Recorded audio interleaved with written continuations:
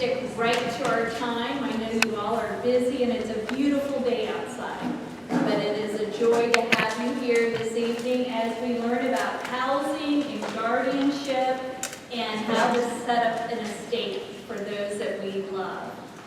My name is Pamela Combs, and I'm the manager of provider relations for the Licking County Board of DD. So I deal a lot with contracts and with housing, with transit, with things like that for the board here. And it is a joy to have you here today. I'm not sure how old your loved ones are or those that you work with, but there is a housing almost crisis in Ohio and in Licking County. And as I learned more and more about it over the past, year and a half, you start to try to figure out, well, what can we do? What can we do to help secure affordable housing and accessible housing? And this is the best way that I know how, and that is to talk to the guardians and the loved ones and our provider network, and to have you all think about how to do it. Right now, there's very few affordable, accessible houses in Licking County. I don't know how many of you all rent, but a two-bedroom house or apartment is about how much? Yeah, about $625. Most of our individuals, if not all, are on a very fixed income. And when you try to pay for that yourself, and you're getting like $750 in Social Security, it's pretty much impossible. By setting up a trust or setting up a house that your loved one has lived in and that they could stay in would be a wonderful fix to this problem. So long after we're gone into retirement and on to paradise, our loved ones would be able to stay in the home or any home that they're aware of and familiar with, and then maybe even rent out a bedroom or two. And how wonderful that would be, and what a perfect fix for our housing dilemma. So that's what we're going to be looking at tonight, housing and guardianship and estate. I was joking as I talked about this event, if I set up an estate today for my kids, it would be worth like $30. So it's not really how much you have, but it's setting it up so no matter what you have would go to those individuals. Whether your house is paid for or you're in the process of paying for it, whether you have $30 in your account or $30,000, it's planning for that. And that's why I decorated as if we're having a birthday today. How many of you all plan for birthdays? Yes, yes. Okay, I plan for birthdays. I spoil my kids. I love a big party. So I plan. You like birthdays? Yeah, I'm looking at sure. My birthday Friday, but I bought your tickets. Your birthday's this Friday? Yeah, I bought your tickets. I wanted to do that number. Oh my goodness. Well, you really plan for your birthday if you're going to go see Cher. Oh my goodness.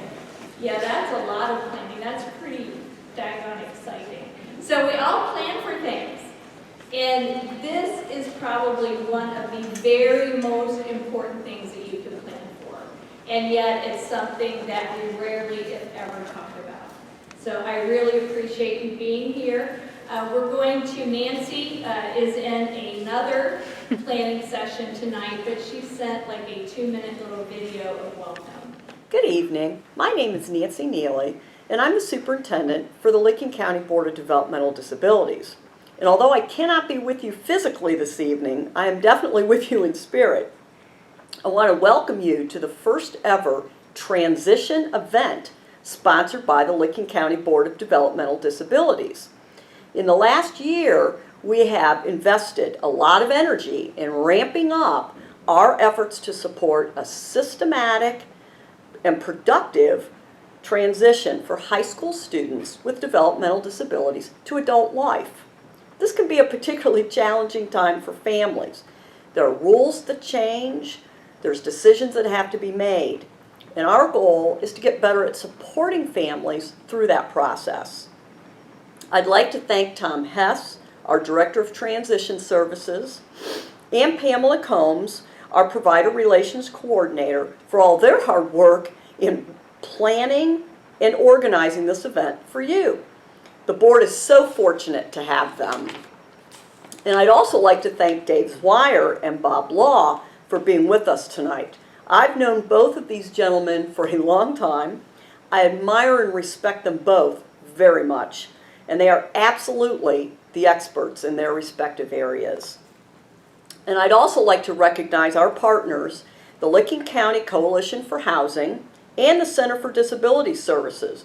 Both of these agencies have been our partners in housing for several years.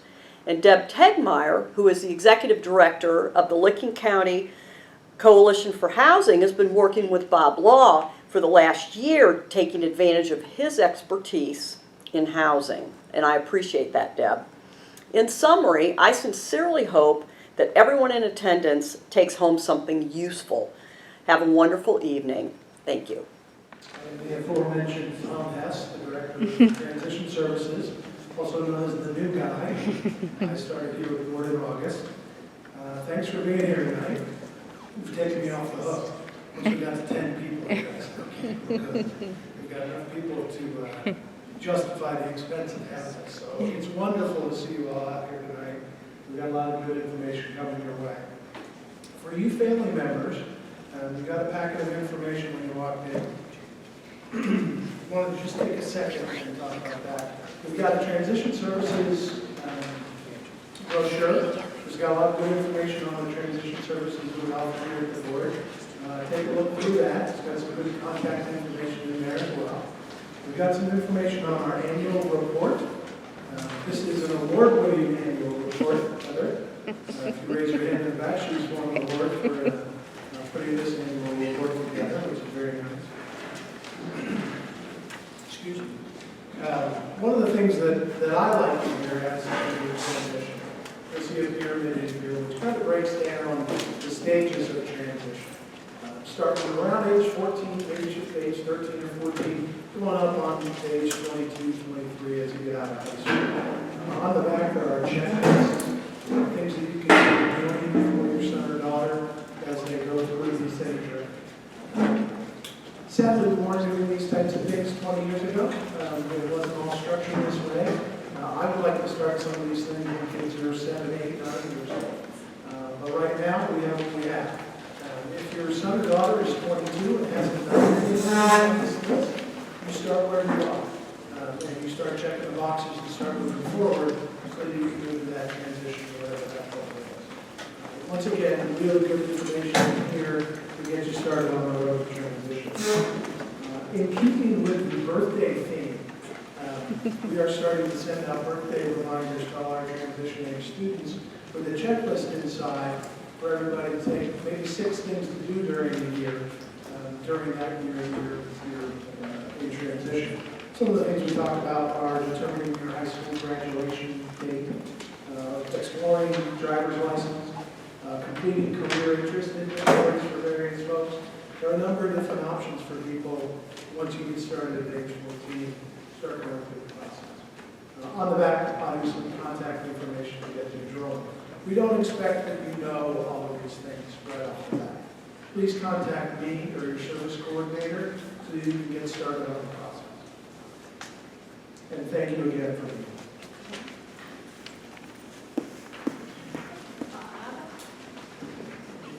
here. Dave's going to go first. Okay, we're going to start off with Dave Zweier, and he is with the Central Ohio Trust Foundation and an expert in a particular guardianship. So we welcome Dave.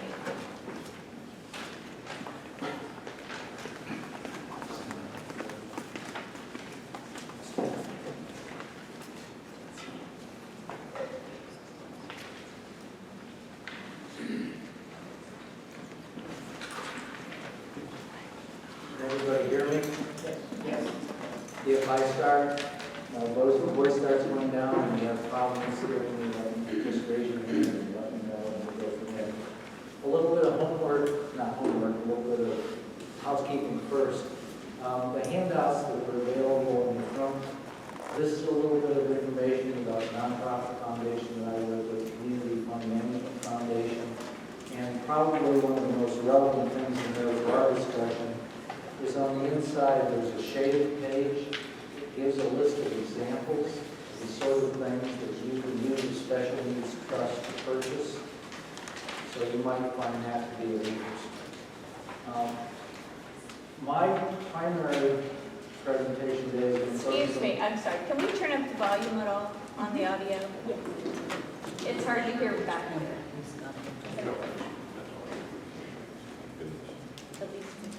My primary issue is going to focus on estate planning.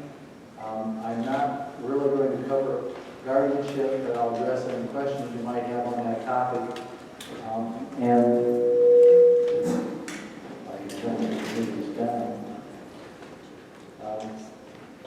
And the booklet on guardianship is this blue-green, one with the blue-green cover, and my contact information is available. It is on the front of the booklet.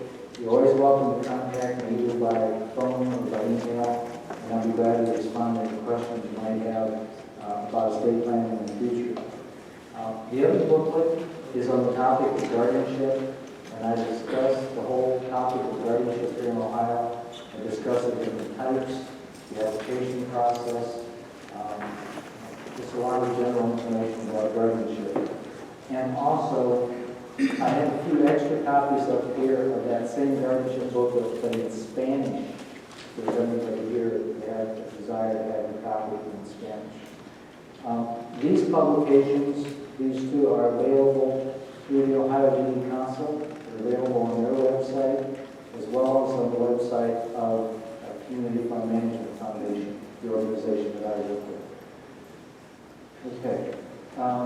One other final bit of homework, or not homework, housekeeping.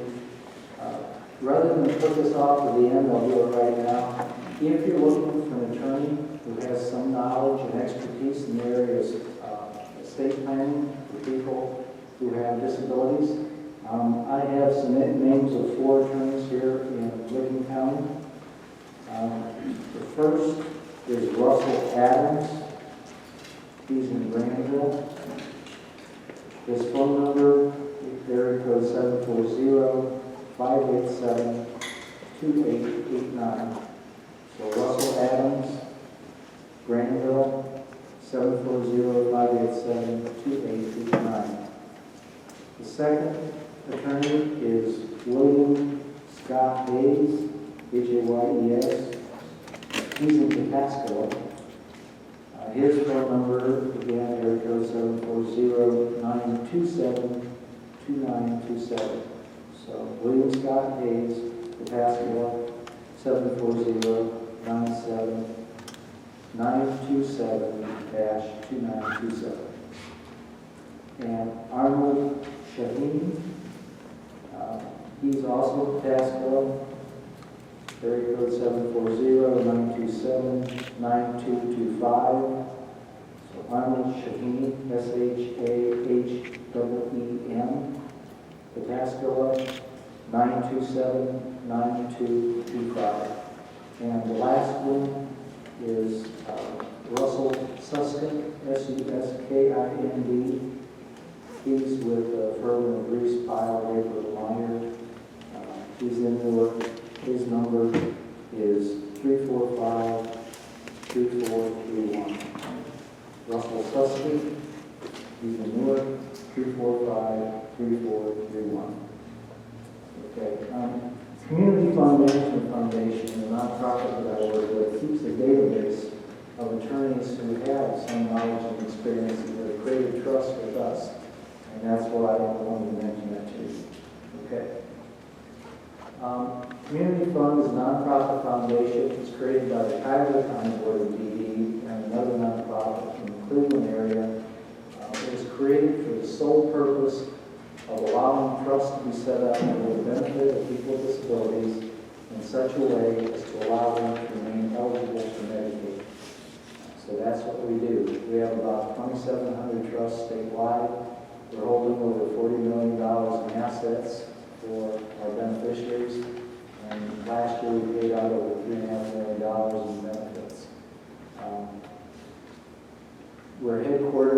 Strongsville, just outside of Cleveland.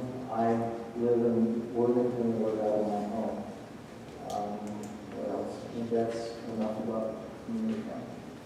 We use the trust to enhance the quality of the lives of people with disabilities. They're not meant to pay for support. They're really meant to pay for the extras. That's what support trusts are. Today, you're talking about housing, and housing is a support type of issue, but trusts are a vehicle that can be used as a way to support individuals with disabilities in finding different housing options. Again, we are trying to safeguard eligibility for governmental benefits. You can't really talk about special needs planning without talking about governmental benefits. There are some governmental benefits which are not means tested, and examples of that are Medicare and Social Security disability insurance. Now, I became eligible for Medicare when I turned 65. Didn't matter how much money I had in the bank, didn't matter how much income I had, I became eligible for Medicare.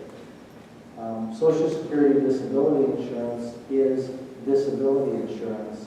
A portion of the payment that you make to the federal government on your paychecks goes into Social Security to cover the risk of you ending up on disability later on. Some people in the workplace will also buy private disability insurance policies, but it's meant to provide you with the return of some of your income if you would end up on disability. Now, some children of individuals whose parents have either retired, gone on disability themselves, or have passed away, the children would be eligible for Social Security disability insurance on their parents' work history, or if they worked enough themselves, they could be eligible on their own work history. One of the big advantages of SSDI is that it can pay up to $1,200, $1,300 a month, which is significantly more than SSI. But again, this is an SSI payment that comes out of the fact that you're paying into Social Security. It's not welfare. Okay. The other two governmental benefit programs are Supplemental Security Income, or SSI, and Medicaid. Those programs are both means tested, meaning that if you have too much income or if you have too much money in the bank, you will not be eligible for those programs. Now with Medicaid, the normal limit is $1,500 here in Ohio. The normal limit for SSI is $2,000. If you're a person who's on both SSI and Medicaid, you can't have more than $1,500 in your name or that you can turn into cash. There is a special program called Medicaid Buy-In in which you can have up to $11,000 or over $1,000 in your name. And I'll talk a little bit more about that later. The thing to remember about Medicaid is a payer of last resort. So if there are funds available to provide the necessities of life for an individual, and Medicaid is not going to do it. So if you create a trust fund, you don't do it in the right way, or if mom has a joint bank account with the son, and mom passes away, how do you prove how much money belongs to mom and how much money belongs to the individual with disability? You can create all sorts of problems that way. We'll talk a little bit more about some other types of assets that might be an issue. Medicaid has become increasingly important in the service delivery system. Your county board programs, the department, typically the state or county will put up match about 40% of the total expense, and federal government through Medicaid will pay the other 60%. Now, if the county board had to take its local levy dollars that you vote for and pay for that same service and pay 100%, you would end up serving fewer people. So it's to the county board's advantage to be able to maximize Medicaid they could take that 60% and use it to support 2 other people. So Medicaid is a significant advantage to county board programs. Supplemental security income, this is really the old welfare program. That's probably the best way to put it so that you really understand what I'm talking about. It provides a cash benefit of up to $721 a month. Okay, and it will be reduced if an individual has income, either earned income through a job or unearned income, let's say through a pension program or something of that nature. But as I said, the maximum payment is $720 a month. Okay. The goal of this presentation is to tell you that special needs planning can be used in a way that allows parents to set aside some money for their children with disabilities after they're gone in a way that doesn't affect Medicaid. The same as the parents during their lifetime have been making expenditures on behalf of their child. If they set up an appropriate type of trust, they can make arrangements to provide the same sort of supports for their child from beyond the grave. So that's important. The other thing is, the second bullet there, is let's say that an individual with disability applied for Social Security, SSI, was denied, appealed, and 2 years later they got an award. They may get a back payment from Social Security of $20, $25, $30, or $1,000. You don't want that money to be spent for the individual all at once.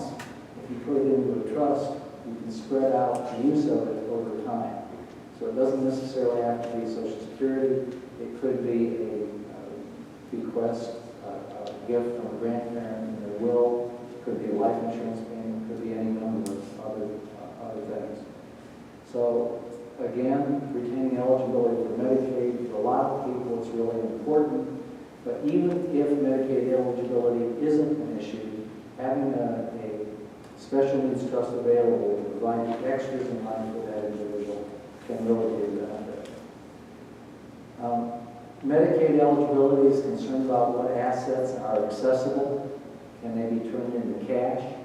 And some examples of assets I used, I mentioned the back payment from Social Security, inheritance or bank accounts. Other types of resources might be IRAs, life insurance policies, or annuities. Now these are instruments which typically you complete a beneficiary designation in terms of who gets the money. And let's use an example. Let's say the husband is working in a job, and let's say that in that particular situation they have 3 kids, brother, sister, and a child with disability.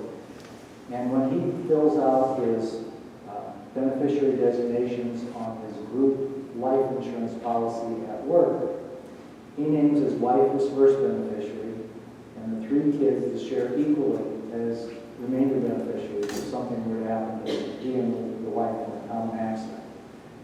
If the husband and wife die together, and let's say it's a $60,000 policy, the child with a disability gets $20,000.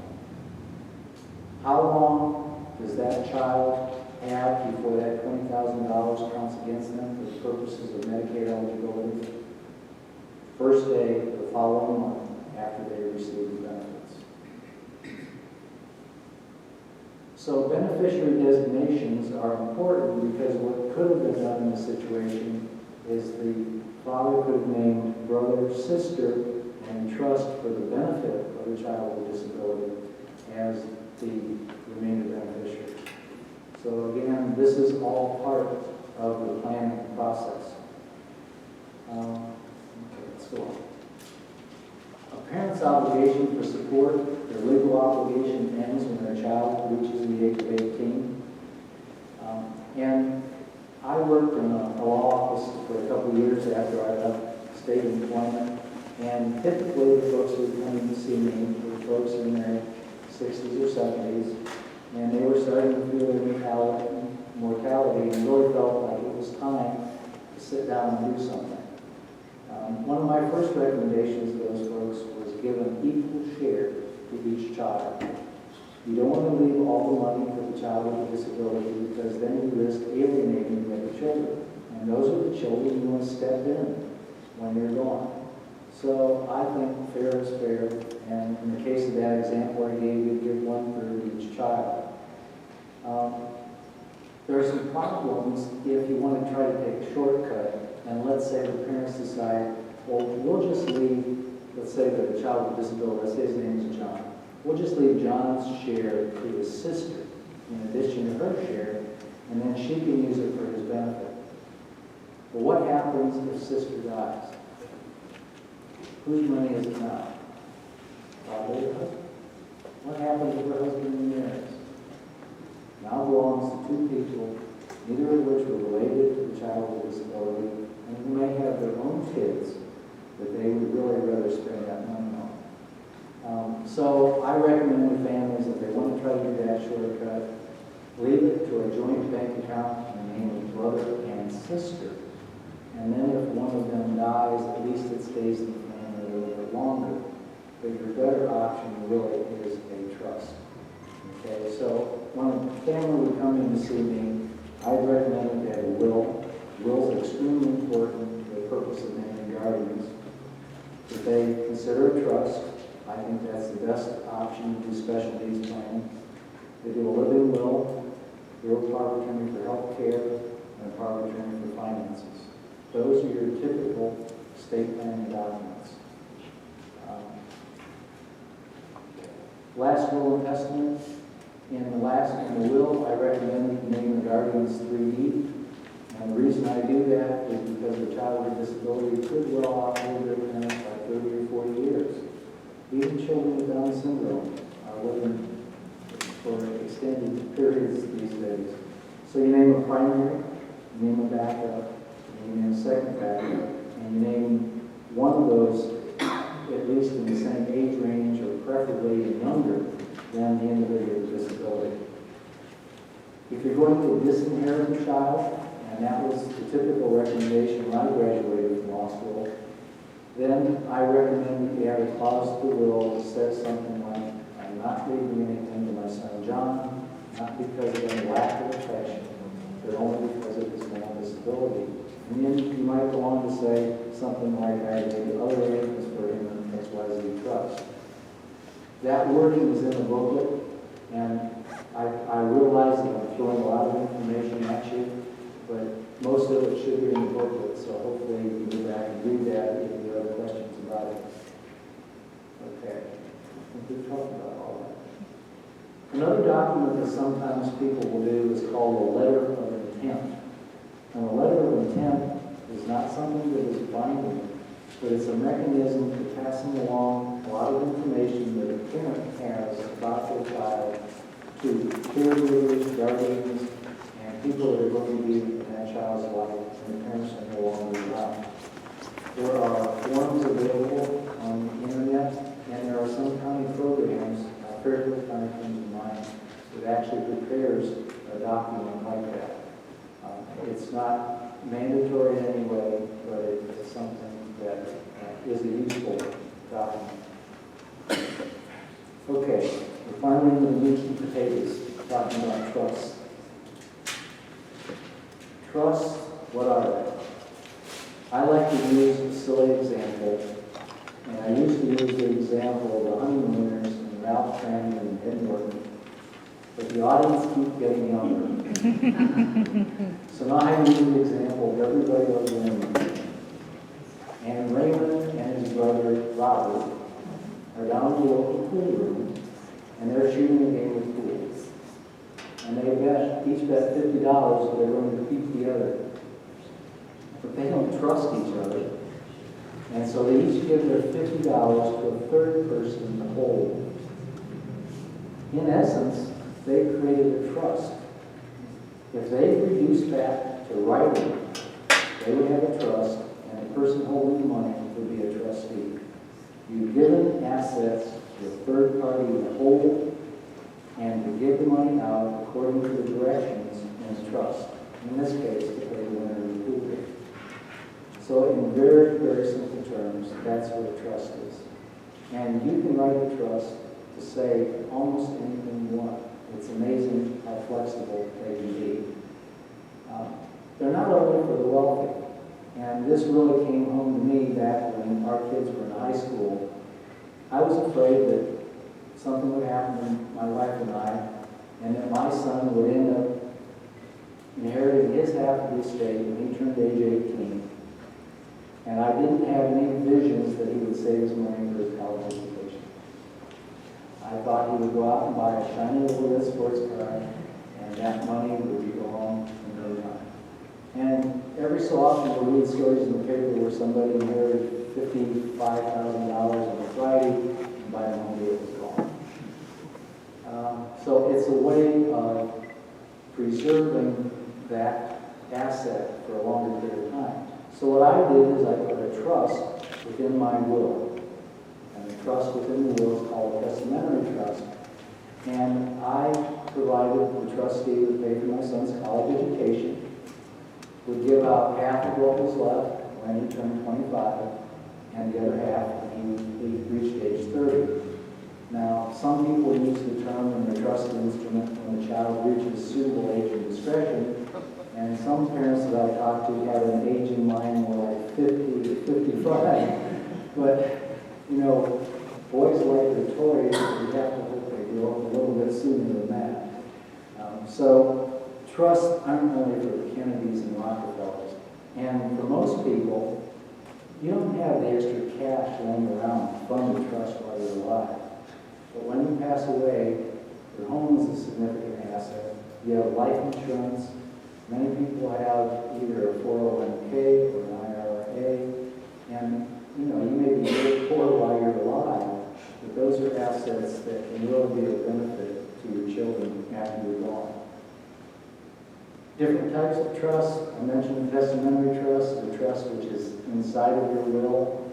One of the advantages of it is it's funded through your estate, so you don't have to put any money into it now. It can also be a living trust. That's a different option. Sometimes we refer to those as intervital trust. And this trust is more like a contract. If you were to go to Huntington National Bank, to their trust department, and say you wanted to set up a trust, that's the sort of trust you would be looking at. You would be coming up with providing assets for the trust and putting down the sort of the terms at which you want the trust assets to be distributed. A lot of estate planners recommend that families put all of their assets into a trust so that they don't have to go through probate. Personally, I like the idea of somebody looking out after my assets and making sure that they go where I want them to. I don't think probate is either that expensive or that time consuming, but that's my own personal opinion. So there are pros and cons of using living trust as a way to avoid probate. The trust can be either revocable or irrevocable, and a typical trust, it'll be revocable during the creator's lifetime, but once they die, then it becomes irrevocable. A support trust is a trust that you would set up for an individual to provide all of their support. And an example of that might be, let's say you had a family who was very wealthy and only had one child. They had no other beneficiaries for their assets. They may well want to provide all the cost of care for their child for the rest of his life. Even in those cases, I recommend that families consider a special needs trust to buy birthday presents and Christmas presents and maybe pay for vacations and cable TV, because if the big pot of money ever runs out, there's an extra pot of money left to make their life more enjoyable. If a person's living in an intermediate care facility, an institutional type of setting, such as Columbus Developmental Center or one of the private ICFMRs, it could well cost more than $200,000 a year to live in those facilities. You can go through a lot of money in a 20-25 year period. And so that's why I recommend doing a special needs trust, even if we have one of the support trusts. Selecting a trustee, this can be really important. A lot of times parents will choose themselves as a trustee during their lifetime, or they will name their children or siblings to be co-trustees for the trust after they're gone. They might want to name a bank or a CPA or an attorney. If you have a professional as a trustee, they're going to charge a fee. And actually, a lot of times family members will charge a fee too. Family members may not have the expertise to handle the tax matters, so they might have to hire a CPA to handle that for them. So there are a lot of things involved with the trust, setting up a trust.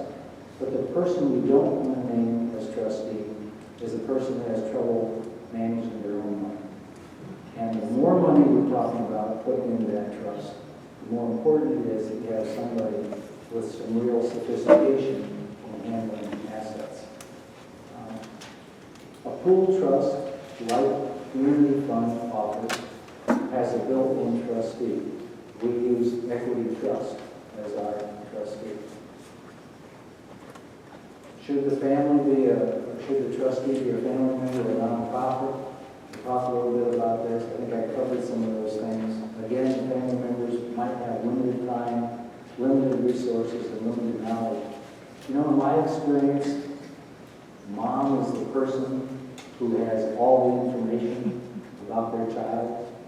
And when mom passes away, there's nobody who has quite that same level of expertise. We do have a sibling organization here in Ohio, which helps bring some of the siblings up to speed. But it's a big expectation to ask a sibling to step in and do what the parents did after their parents are no longer there. Nonprofit trustee has specialized knowledge. One of the things the community fund does when we receive a request for expenditures is we look to make sure that it's not going to cause a problem with that person's eligibility for Medicaid. And sometimes we can help do that in a different way. There are essentially two different types of trusts that are available if a family member wants to set up a trust with their assets. There's two other trusts that are available if an individual with disability has money in their name. And in that case, a parent, grandparent, guardian, or court can use those funds to set up a trust for the individual. And if it's a pool trust, like the type of community fund offers, the individual themselves with a disability can set up a trust. I'm not going to spend a lot of time on that because I want you to hear what Bob has to say about housing and how that fits with the trust. And so I'm going to go flip through this and let you read that part of the book. If you ever want me to come back and address that subject in more detail, I'll be glad to do that. The last slide I have here is this one. And notice the top bullet there, under other concerns. What do I say? Another concern of a lot of parents, in my experience, is they want to leave the family home for their child to live in after they're gone. I don't personally like the idea of tying an individual to a piece of real estate, but there might be situations where, if you instead of having the individual own the home, if you have the trust own the home, then the trust can make adjustments later on. A home is an exempt asset for Medicaid purposes, and so technically you could leave the home to the individual with disability. But what I worry about is that after the parents are no longer there to safeguard the individual, that suddenly he's going to acquire a whole new set of friends who are going to move in with him. Or we're going to persuade him to sell the house to them for $1,000, and the individual doesn't know the difference between $1,000 and $100,000. So I worry about people being exploited if the home is left in their name. And so if you leave the home to a guardianship, the guardian can handle it, but then you're having to go through the process of declaring the person to be incompetent and declaring them. A trust is another option. And a trust becomes a taxpayer. The trust is considered the person of the IRS and will pay its own taxes, but the trust could actually be the entity that owns a piece of real estate. I mentioned guardianship is another one of those issues, and just very quickly, one of the big concerns I've always had, or the big questions I've always had in your guardianship is, can I name my brother who lives in Indiana to be guardian for my son who lives here in Ohio? And as of 2012, the law was changed here to allow probate court to appoint somebody who lives out of state as guardian of the person for an individual. Not as guardian of the estate, so not for the money part of it, but guardian of the person. So that's a change that I think is worth knowing about. I'm not going to talk about advanced directives or resuscitate orders. There's some language about that in the booklet. So I'm going to close. We're going to have questions, and I don't want to do it after everything. Questions are up. Okay. I just have one question. So obviously the idea of trust doesn't that mean that you don't trust your kids? So we got to that. But what happens if you put somebody, like the example you had of the pool game where Joe gave $50 to this third party? How do you know that that third person isn't going to pocket 10 of it or 50 of it and take off? How do you know? How do you hold that third party? The question is how to trust the person being named as trustee. Well, again, that's a good question, and I think that's one of the advantages of a pool trust type of organization. And let me just explain what a pool trust means. A pool trust means that when somebody invests in an account with a community fund, for example, all the money is pooled, put together for investment purposes. So we're going to invest it and draw a rate of return. Very conservative investments that will be pooled for that purpose, but we'll keep track of how much belongs to each individual. We have an entity that we contract with who has authority, banking authority in Ohio, and serve as trustee. These are professionals for bonding, all sorts of clear. If you have an attorney or CPA or a professional like that, they have standards too, but occasionally you will read about attorneys who have ended up in trouble with the Bar Association and so on. Another option is having, I would never like to just name one sibling as a trustee without involving others. If you name them as co-trustee, they can look out over each other. You can also appoint somebody as an advisor to the trust and give them some monitoring authority with the trust. So there are some ways you can handle it. It's really important to deal with an attorney who's knowledgeable in this area, not every attorney does. But the attorneys that I know in practice who set up a lot of trust with family members over the years have become a little bit more and more cynical about family members and seem to be gravitating more towards a true trust type of arrangements. So with the, Follow up? yeah, so with the same issue, in those situations like your pool trustees and all that sort, can beneficiaries then have redress? Can they go to and say, you know, I don't see this as right? And who is it that you go to see this? Well, the question is, what if there's a problem with the way the trust is being administered? What sort of redress does the beneficiary have? Well, one of my favorite legal axioms is that you can sue anybody for anything. Or anybody can sue anybody for anything. So there's always a redress of going to court. If the trust is established through a testimony trust, then the probate court has ongoing jurisdiction because it was created through the will. So then that trustee is going to have to make an accounting back to the probate court, and in fact the probate court regulates how large of a fee the trustee can pay. So that's one way of building in some supervision. So you kind of want probate to be involved in that case? If that's a concern of yours, yes. A lot of people don't want the court to be involved because then the trust becomes a public record. And anybody can see what's in the trust. And so if you want privacy, remember, some of you may remember Gary Hart, when he got in trouble years ago, and he had a mistress on the side when he was running for president. If he was creating a trust for his mistress, it would not have been a testamentary trust. It would have been a living trust, which would have been private and not subject to disclosure.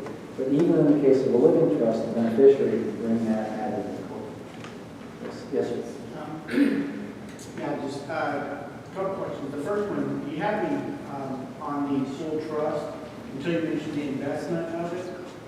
Because are we basically talking about a mutual fund No. And where you can make money, but you also lose money? And what happens with loss of funds on poor investments? during the Everybody recession, loses money. Goldman Sachs, I mean, let's talk about $60 billion worth of bailout. So during the recession of 2008, we lost a little bit of money, but we're back up and over that money we're now. And we try to choose very conservative investments, more bonds than stocks, something with more of a guaranteed rate of return. But we do invest. there's no guarantees on FDIC or No. Okay. The other thing, are any of these trusts protected from being bought out? Because I've heard multiple advertisements on the radio about lawyer firms or companies advertising to buy trusts, to buy future lottery payments, enticing everybody, why wait for the 100,000? We'll give you 30,000 today. Can these trusts that you're talking about be sold by the beneficiary? The only example that I'm aware of where these special needs pool trusts end up going to a different entity is, let's say that we had a beneficiary living here in Ohio, and that individual moved to Florida with his mother. There is a pool trust organization in Florida that we would transfer money to so that the trust administration would be closer to the individual so that they would work better with them. But our trust, it's a nonprofit corporation, we're authorized by federal law to set up a trust, but the trustee themselves has to have banking authority in Ohio. The only other significant pool trust organization in Ohio that I have much confidence in is with the Dayton Foundation. And so you really don't get much better in terms of stability than you do with an organization like that. And I think the community fund, we've been around for 20 years now. I think we own the assets of the holding. The services we give our clients speak for themselves. But are there guarantees? Is there insurance? I'm not aware of any of our clients that have ever lost any money. But can our disabled child sell the trust off to a third-party company? No, absolutely not. If the individual beneficiary has ownership and control over the trust, then it's an asset to them. Then they're not eligible for Medicaid or SSI. So the only way that a special needs trust works is if it's purely discretionary and the individual themselves has no ownership or control over it. You should name somebody else, as in our case we call them designated advocate, that is the go-between between us and the individual, and that person makes a request for distribution on behalf of the beneficiary of this board. I can see that one. So it can't be sold. Can't be sold. Yes, sir. You have a disabled child that's not receiving any government benefits. They have eligible to receive. Yes. Yes. And in that case, there would be no restrictions on expenditures, payouts. We could use the trust in that case to pay for rent. We could use the trust in that case to pay for normal food, pay for all utilities, pay for taxes, pay for those sort of things. The question was, if the child's not receiving government benefits of any sort, would they still qualify for this type of a trust? And they would. So we, again, are ready to screen requests that come in, make sure that it won't interfere with eligibility for governmental benefits, if that's a concern. And it's not for all of our beneficiaries. Other questions? Okay, you have my contact information from the book if you have a question later on, send me an email or give me a call. And if you'd ever like me to come back and talk again about it and in more detail about all of the trust options, I'd be glad to do it. And I'll turn it over to Bob.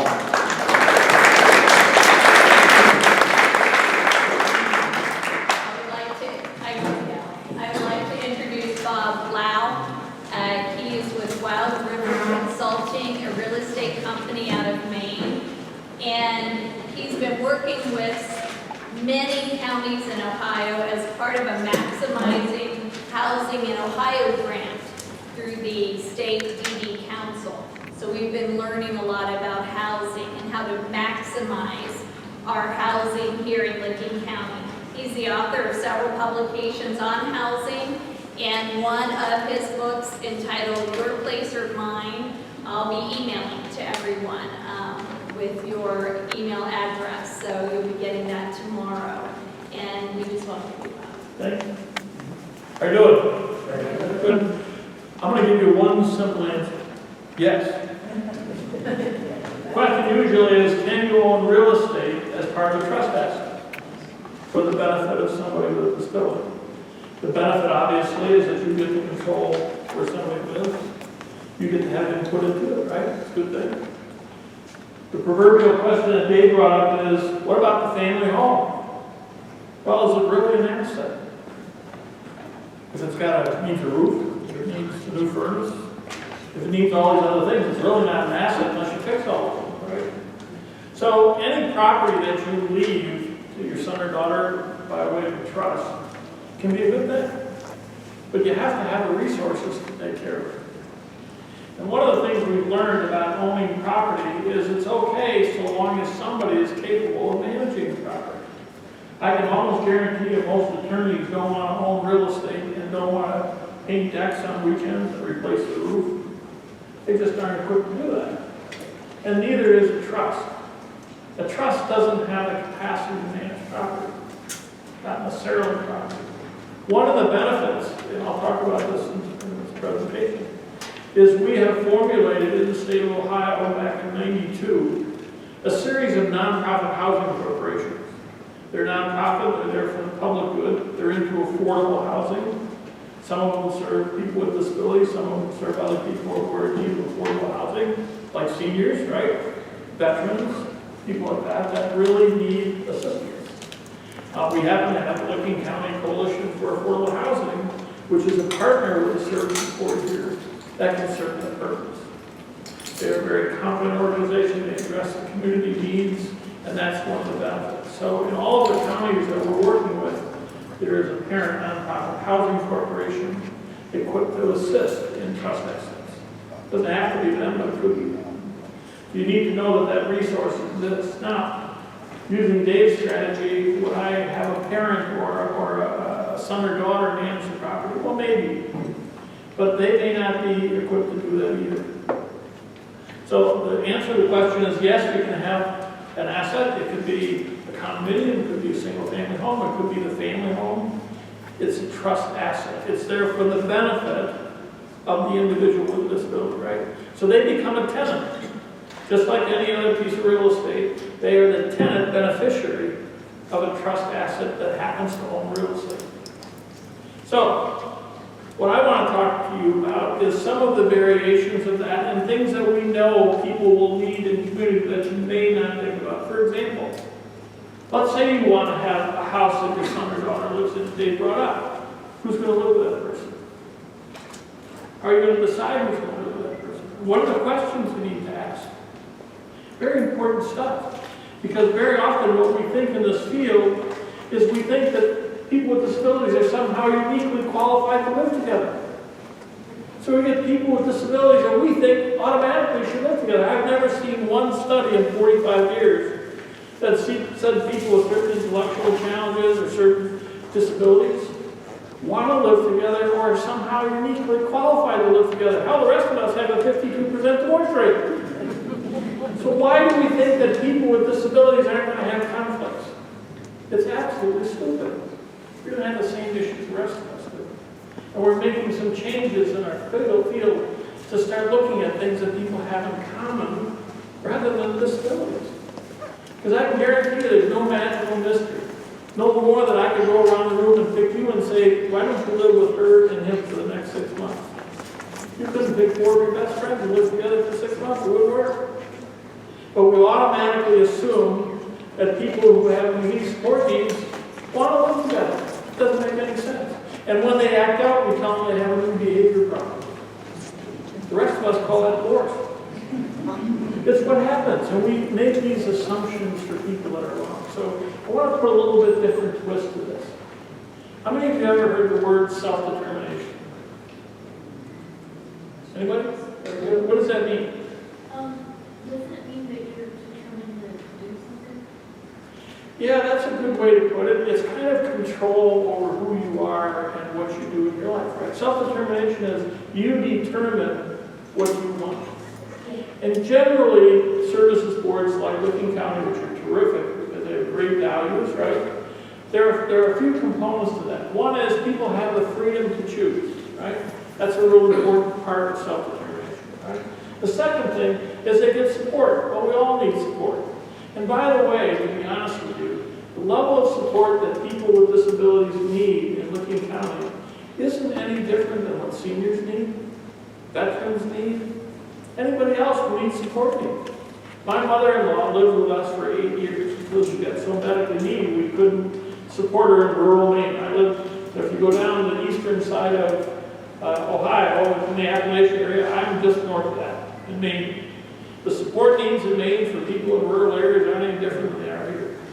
You have limited resources, a lot of people take care of their own, they help each other out, hire neighbors, that sort of stuff. Well, it's the same in Maine.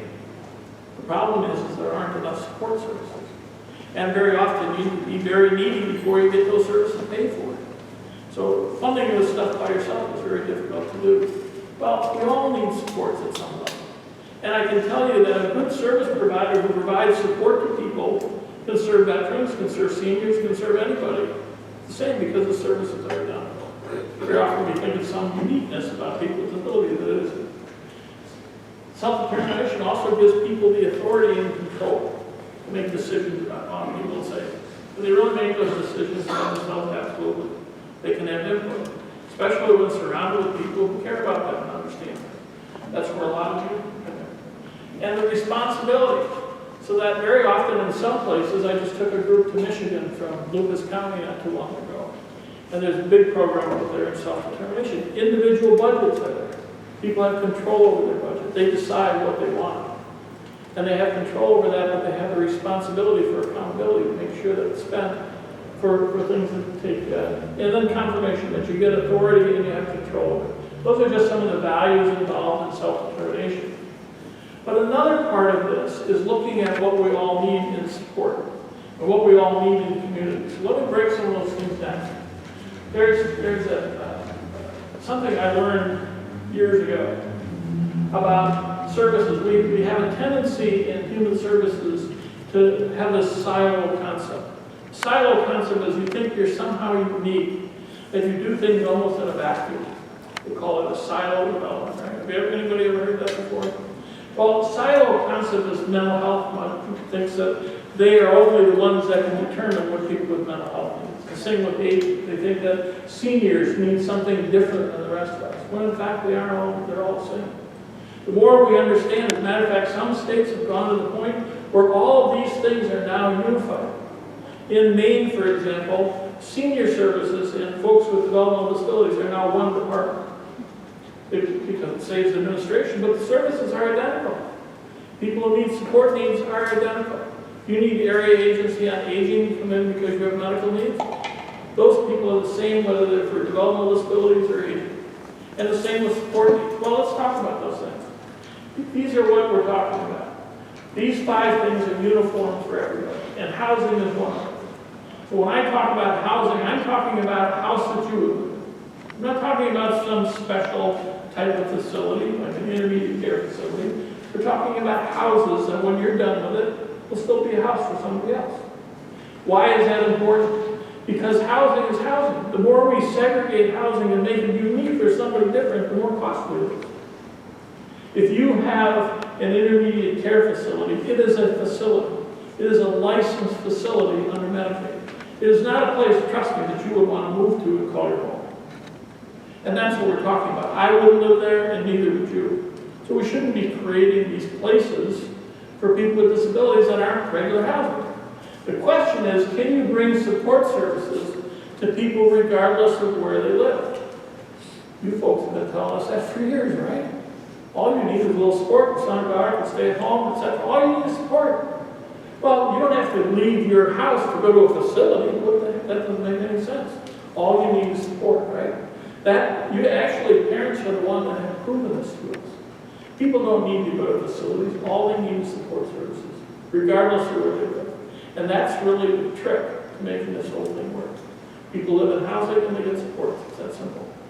So all of these things are critical. We can go through them if you want to, but I don't think we need to spend, like income. People have to have a way to pay for things, right? People have income. Look at what we've done to people, and I hope I'm not going to upset anybody, but in a lot of these day programs and shelter workshops that we've run for the last 20, 30 years, we really haven't taught people skills to get jobs. We haven't taught them skills that they can take out into the community and get real employment they get paid for, which is what we should do. People have a right to make a decent income. I run programs I was a regional center in New Hampshire, director for a while. And we had people who would sit in programs for the day costing upwards of $125 a day, and they didn't learn any new skills at all. People were busy, they played bingo and they watched movies and stuff, but they didn't learn any new skills. How are they going to get a job if they don't learn any new skills? And if it's costing $125 for a day program that doesn't give them any new skills, why not pay them $10 an hour to volunteer? At least they're going to make income to pay for things, right? Why would we waste people's time when they have so many opportunities to be real contributing members of the community? Which is one of the critical parts. So I'm not going to have time to go through all of these things, but all of these are part of income. Most importantly of which is it gives people self-esteem. They become contributing members of the community, which is really what we're trying to do. That goes with us something to do during the day. If everybody had a job, this wouldn't even get there. If everybody had an opportunity to make decent income, we wouldn't have to worry about it. But think of what we do to people when they don't have real employment. Walk into a day program that your son or daughter goes and look around. Is anybody learning things that are transferable to real job skills? I'm not saying busy. I'm not saying they're not busy and doing things, but are they learning skills that are transferable to real employment? And understand that in the nature of somebody's lifelong effort, somebody with a disability, the longer they go without learning things, it is a little bit harder to learn. So if we keep people in environments that aren't positive, they're not going to learn the skills that they need to become more employed. That's what this whole thing is about. Let's create employment opportunities that enhance people's social values, what they're worth to a community. Very important. So again, I don't have time to go through all of these things. We all need support. I can tell you the support my mother-in-law needed for the 8 years she lived with us until she got so medically complicated that we couldn't provide it to her. She had friends, she had people coming to the house to provide support to her. She was involved in our family, we cherished her in our life until the point where she couldn't stay there. But those 8 years were terrific. We wouldn't trade that for anything. The same, I'm sure, for all the people you support. You do that in a minute. But we all need support. So supports are the same for everybody. We try to make them differently for a lot of the people we support, and they really aren't. People need a place to live, and what I'm talking about is a place that they control. They have a key. They control who comes in, who goes out, who's invited into the house, whether it's by lease, ownership, whatever. We've got people who own real estate, own a percentage of real estate, have an equity ownership interest in property. There's really no reason why any of that's not possible for any of the people we support. I don't care about the level of disability, it's a matter of preference. If you want to work with your son or daughter to create an asset for them down the road, you can do that. That all comes up to Dave to look at how is that trust set up so that the benefits down the road provide what you want them to have. Whether it's a family home or whatever. Usually family homes, we do what's called an economic useful license. Find out what it needs, right? If it needs a roof, if it needs a new furnace, if it needs air conditioning, you need to plan for those things. We're actually working with the nonprofit organizations right now to look at their assets and do the same thing. The roof is gonna wear out, right? The furnace is gonna go, the air conditioner is gonna go, and you've got a plan for that. So all of those things are part of real estate management, and they should be for a trust asset as well. You can turn that over to a nonprofit organization. Whether they manage it and end up receiving it at the end or not is really up to you.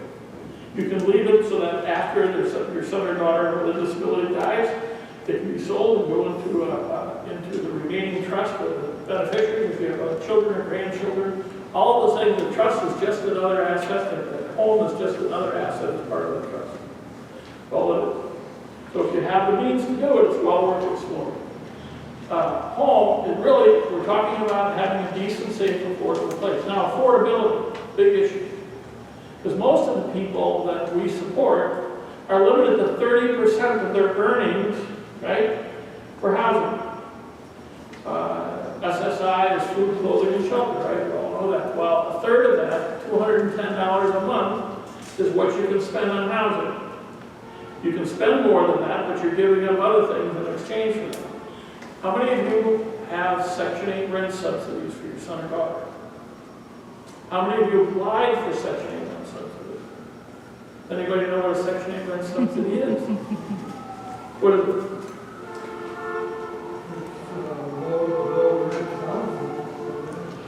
That's one interpretation of it. There are things that are called project-based subsidies, meaning they're attached to a building. If you have a low-income public housing authority unit, right? Very often there's a subsidy attached to that. That's one option. The other option is called a home choice voucher. This is something I want all of you to consider applying for tomorrow. Even though the public housing authority will tell you waiting list is closed, I don't care. We'll tell them we want it. A Section 8 rent subsidy is the difference between what's called a fair market rent, meaning whatever HUD decides a fair market rent is. Let's say a one-bedroom, I'm just going to throw this off, I know it's not correct, but let's say it's $600. And somebody's on SSI getting $725. Okay, that's 30% is what you're supposed to spend on housing, right? So it's roughly $210. A Section 8 rent subsidy gives you a subsidy, a federal payment, for the difference between what 30% of your earnings is and the fair market rate. You know, in Ohio, because none of you know about this, and this is why it's so critical that you consider this, there are 22 to 25,000 people in the state of Ohio who are earning $725 a month who are not on the Section 8 waiting list. Transferring that to real dollars that you guys pay for tax dollars, it's $120 million a year that comes out of your tax dollars that could be paid for by the federal government. It's a huge, huge disservice to people with disabilities. And the problem is if you're not on the list, HUD doesn't even know about you. Housing and Urban Development has no knowledge you even exist. It is one of the biggest discoveries in our project that we found is that we have so many people who are income eligible to get a rent subsidy and aren't even on the waiting list for it. Where did you Go down to the Public Housing Authority, PHA Metro here, and ask them for an application. And they'll tell you the waiting list is closed because we have so many people on the list. Say you want to be notified immediately when it opens.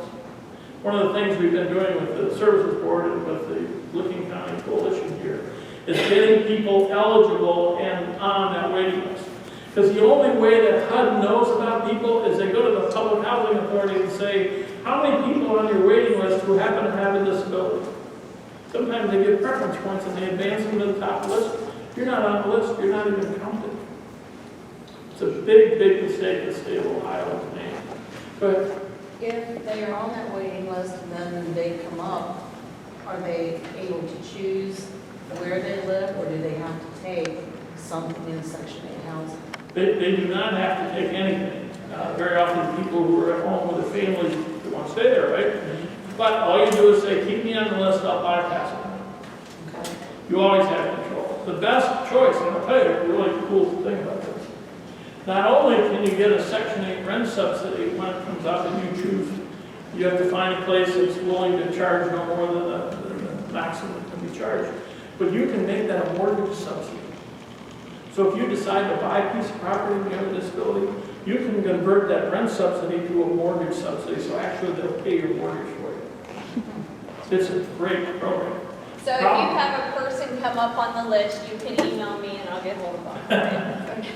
Well, Because there's a that lot of will the be a new rules. one for our HUD group. There's a lot of the rules that come up that even the public housing authorities don't know. And we've been advising Pam and others on how to push the system in the right direction. So, but a Section 8 rent subsidy is like applying for Medicaid. You need to do it for yourself. You need to get them on that list. And how you gonna do that? Go to the- No, you need to go to the Metro Housing Authority, Public Housing Authority here, and ask for an application. And they'll tell you the waiting list is full because it's too long. Say, I want to be notified as soon as it's open, and by the way, I want you to give me an application so I can take it home so you can be prepared to fill it out. How young can your child be? 18. And if your child has a service coordinator, they will do this when it comes open. So they'll contact you about filling out an application, and then we get them all turned in together, and then we sign something so I can be notified if there's a problem or a question, so we can maintain that list and make sure everybody's on it. Go ahead. This list, the reason the list is so long is because there's not enough Section 8 housing, actual physical houses. No, there's not enough vouchers. Voucher demand is, since the economy tanked a few years ago, people lost a lot of jobs. There's so much more demand for those vouchers than they have vouchers. So there's not enough money to pay for it, what you're saying. Well, you know, the government's been slashing budgets and stuff. The important thing about knowing this from our perspective is that you all represent people who are the poorest of the poor. There's a thing in housing circles about where you stand in terms of income against what's called the area median income. I know I'm getting into more detail and probably, but the way it works is this. In any given area of the country, there's what's called an area median income. You hear the stats all the time about what poverty levels are, right? $23,000, you're at poverty level. And the area median income for Ohio is $48,000 for a family of 4. Well, that's what the area median income, depending on where you live. Franklin County is more expensive than here, that sort of stuff. And that area median income, in terms of benefits, dictates your eligibility. So poorer people obviously get more resources than wealthy people, right? So if you're at 50% of the area median income versus 30% of the area median income, you make less money, your income needs are greater, right? Well, what's called extremely poor people are at 30% of the area median income. So in Franklin County, it's probably like $15,000 or $16,000 a year as income. You're at 30%. Our folks are about 8,000, 9,000. So they're at what, 15% of their median income. So they're extremely poor on a scale of 1 to 10 or like 1. And therefore, eligibility for benefits is greater for the poor people. That makes sense, right? The poorer you are, the more benefits you should get. You don't have a way to make income because you're attending programs that don't really pay you anything or significantly. So you're kept impoverished. Well, that's one of the benefits we have going for us. We need to argue eligible for these subsidies as the only way that can get parity with market. How else are you going to come up with $600 a month if you make $725, you understand? So that parity, that subsidy is critically important for poor people. And that's our argument. So if you're even not even on the list, there's no way to let HUD know about that. There's a whole thing that we're involved with all of our counties, including this one, called the consolidated planning. It's how we report to HUD all of the needs that are unmet. And that's why it's really important that we get all the applications for your young people or loved ones who would fall into that income range, and we get them turned into Metro so they are aware. We have 400 adults in Licking County with developmental disabilities who qualify for a voucher. Right now we have like 50 people getting a voucher. Okay, it's almost sinful. And so they're aware now of our number. Now, it's going to take years for them to get enough vouchers to meet that need, but at least it's going in the right direction. And now they're officially aware of our numbers. So even though you might say, I want my loved one to live with me as long as possible, I don't know if they want to use the voucher, it's still important if they financially qualify to apply whenever we call you and say you want, to be on the list, because then HUD and the federal government knows there's this volume in Licking County. And based on Bob's research and what they're working on is Ohio has well undercounted the number of people who should be able to get a voucher. So hopefully in, a few years, there will be more vouchers. And it is not a problem with housing being available, it's those vouchers. So having enough vouchers. Yeah, the voucher gives you the freedom and flexibility to live with who you want to. If you're in a program and you don't have a voucher, the question is how many people at $210 a month does it take to make the mortgage payment, right? So very often you end up forcing people to live together that don't want to live together because numbers don't work. We know that doesn't work. And the other question all of us have for our siblings is that sooner or later they're going to become more independent, right? They don't want to live at home forever either. So if they have a rent subsidy parity that gives them parity payment, they have more flexibility. Whether you convert it to a subsidy for a home or a trust, that's totally different. The idea is that that voucher is powerful. That gives them the freedom and flexibility to move if they want to. I'm not saying it's To Section 8 house. No, Not any. no. It can be used for a mortgage. You can use it for anything. They can live wherever they want to. Section 8 housing is, those, by the way, within 10 years will all be gone. All the low-income housing projects, HUD's getting out of it. They've made some great dramatic strides to getting out of low-income housing. It doesn't work. It's never worked. They just haven't admitted it until now. But they are getting out of it. As a matter of fact, at the OFA conference, Ohio Housing Finance, the 5 top public housing authorities in the state of Ohio announced they're getting out of public housing. It costs too much money, and that you can't fix it. When you congregate any population of people together, you can't fix that. What do they learn? They learn the lifestyle of other people live with, right? The best is what's called inclusive housing, where you set aside percentages of everything for people who can't afford to be there and you give them a subsidy. That really works. We know it works. Even the low-income tax credit stuff is doing that. So, again, I don't want to get into all these details. I'm just trying to give you an overview of these issues, but this relationship thing is very critically important. In the book that we're going to send through Pam to you, the book actually I wrote in 1988, that's how old I am. And in there is a chapter on relationships. And it talks about critical issues that people who live together have to discover. There's a group, if you ever get a chance to go online, go to the state of Vermont and look at Vermont's website about senior housing. A lot of people who lose a partner, they want to rent out a room for somebody to give them some temporary care. They come up with all these questions as well. The same things they're looking at. What would you ask somebody who's going to come into your house and live with you? What are the things you'd ask them? Well, you ask them, do they smoke? Do they have outside relationships when they come in? I mean, all of those things interfere. Well, the same sort of questions we ask people with disabilities. Wouldn't you like to know whether your housemate's going to pay their bills on time? Whether they're going to be responsible and cover their responsibilities in the house, or rather leave it for you to do? Sort of like a premarital inventory. Don't you wish we had those? But the idea in relationships is all of these things are important to us. And we need to be involved with people that share similar things. Well, we've come up with this thing called the compatibility index. And it does the same thing. I want to cover it. We're going to wrap up in I'm not 3 going to kind of minutes. get into all this stuff anyway. But I'll take any questions that you have. Again, the housing answer is yes, you can have a trust that owns a piece of property. Most likely you're going to need some kind of nonprofit sponsor that they can manage it for you. But all of the needs and desires that you have can be achieved in real estate as well. Anybody have any questions? I'm sorry I went through all this. I said I had enough for 45 You minutes. have a wealth of Yeah, information. too much stuff squirreled on my head. Any other questions? Yeah. How many choice voucher? Is that different than Section 8? It's a different version. There's project-based vouchers which go with the building, okay, like the public housing. If you qualify by income, you can go into that public housing facility. Most of our folks don't very well because we can't get the support services.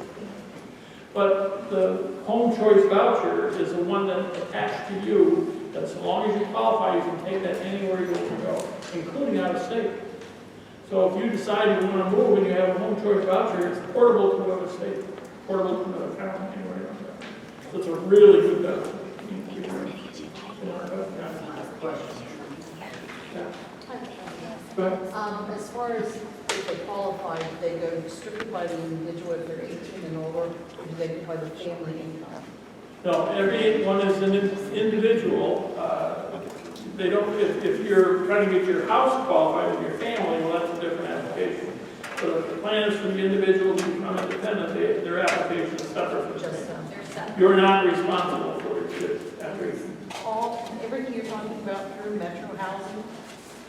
Yes. That's the application process. Thank you.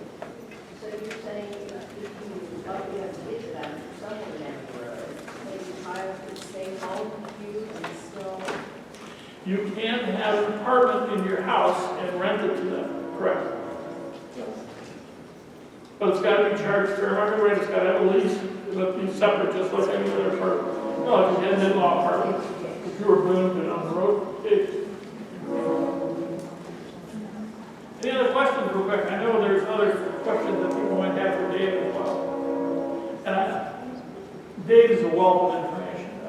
He can talk about the trust and stuff forever, it's great. And I in housing too, we could do hours and hours and hours till you're bored to death. Well, I want to thank you for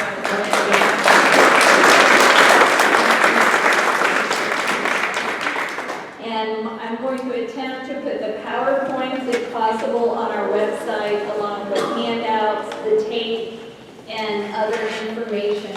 I did want to introduce Kyle Miller and Lisa Dunaway, if you'll wave back there. They're both wearing gray. You guys are going to be uniforms. They passed out a brochure that's for employment.